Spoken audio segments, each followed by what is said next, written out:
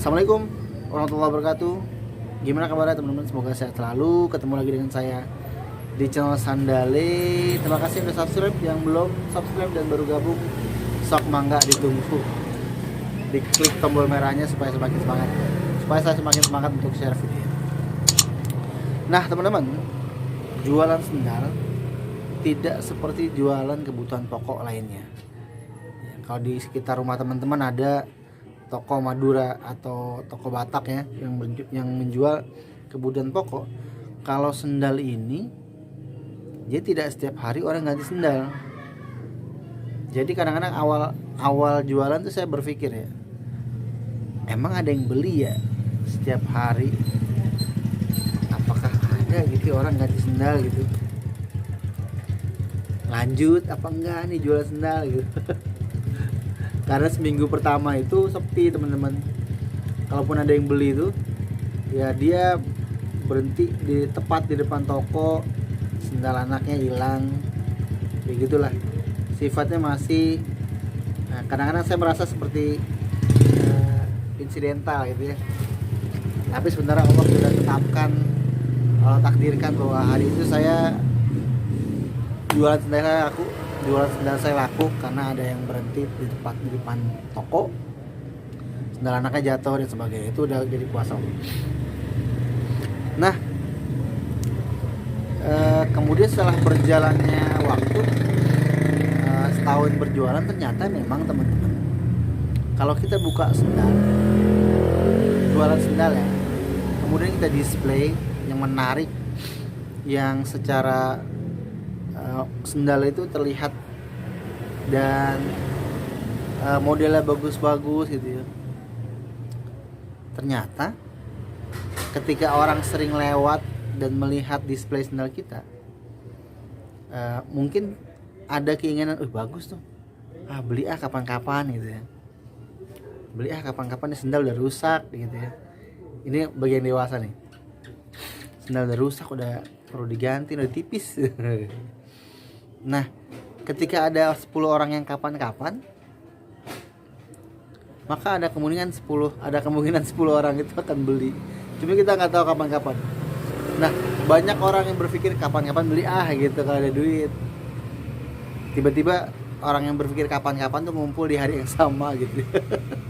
Misalnya 10 orang yang pengen beli kapan-kapan, hari apa gitu. Ternyata ngumpul di satu hari Minggu misalnya. Hari Senin ada lagi yang kapan-kapan dibeli. Ternyata ngumpul belinya di hari yang sama gitu. Masya Allah, rezeki seperti itu teman-teman. Gitu ya, ternyata memang kalau dari omset harian saya awal-awal jualan tuh dikit, 5 pasang, 2 pasang kadang ya. Kadang pernah juga nggak kejual sama sekali di awal-awal tuh. Tapi makin kesini teman-teman, minimal itu 300 saya megang, 400 saya megang. Kalau hari Minggu itu di angka 1 juta bisa sehari.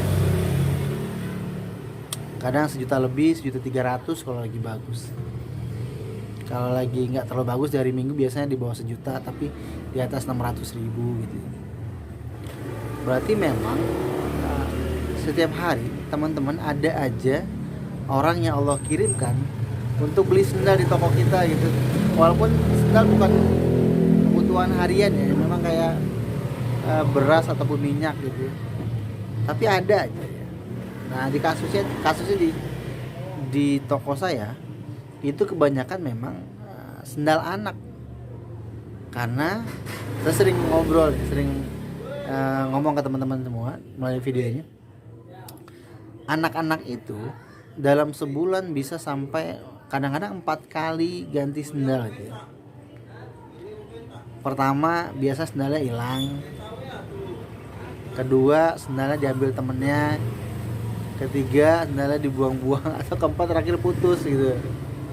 Karena aktivitas anak-anak kan luar biasa ya. Nah, kisaran 100.000 misalnya 100% omset, 60-70 tuh saya biasanya itu berasal dari sendal anak. Jadi cukup lumayan pemasukannya teman-teman. Kalau sendal anak kita ambil goceng aja, untungnya ya, minimal untungnya 10 sendal anak aja sehari udah 5 ke 10 50.000 untungnya. Sendal dewasa apalagi kita bisa mainin harganya gitu. Kalau sendal anak kan saya nggak terlalu bisa mainin anak sendal itu, harganya nggak terlalu bisa karena emang dari sananya murah. 15.000 misalnya, saya jual sendal bayi atau sendal kecil 2429 itu kalau model 15 saya nggak bisa jualnya angka 25 gitu, walaupun sebenarnya sah-sah saja teman-teman. Cuman bagi saya, karena saya kadang-kadang merasa gitu sebagai orang yang sebelum berjualan sendal nih, kalau lagi nggak punya duit itu, sendal merupakan suatu kebutuhan yang entah kapan gitu, nggak penting-penting banget selama sendalnya masih bisa dipakai gitu. Jadi kalau sekali beli harganya mahal itu kayaknya kerasa gitu, aduh mahal banget sendal ya, ntar buat jajan bocah gimana gitu, buat masak gimana gitu. Jadi saya berusaha untuk jual sendal tidak dengan harga yang mahal teman-teman. Jadi jarang sendal saya itu sendal impor yang secara modal tuh mahal. Saya bingung jualnya nanti gimana gitu, karena muternya lama, karena masyarakat sekitar itu kadang-kadang ya karena kemampuan ekonomi juga ya teman-teman ya, jadi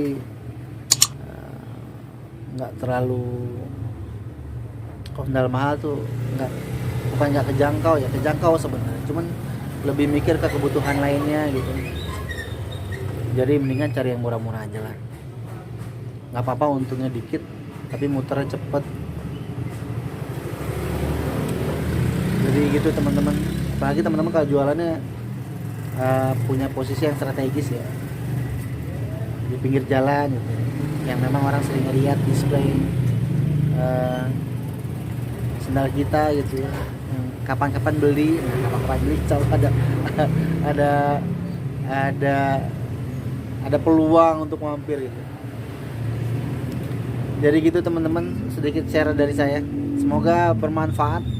Jadi jangan takut untuk jualan sendal, tetap semangat untuk memulai jualan sendal karena jualannya sunnah. Iya ya jadi jangan takut jual sendal ya. Mau tahu caranya, nonton aja video-video dari saya. Semoga bisa sedikit membantu teman-teman semua untuk meyakinkan diri untuk berjualan sendal gitu ya. Walaupun ada beberapa toko yang saya nggak punya nomor teleponnya sebenarnya, cuma Poti aja yang punya nomor teleponnya. Semoga bisa membantu teman-teman semua gitu, untuk berusaha mencari nafkah buat keluarga. Gitu aja teman-teman videonya, nanti kita share video lagi ya. Semoga sehat selalu, terima kasih udah subscribe. Assalamualaikum warahmatullahi wabarakatuh.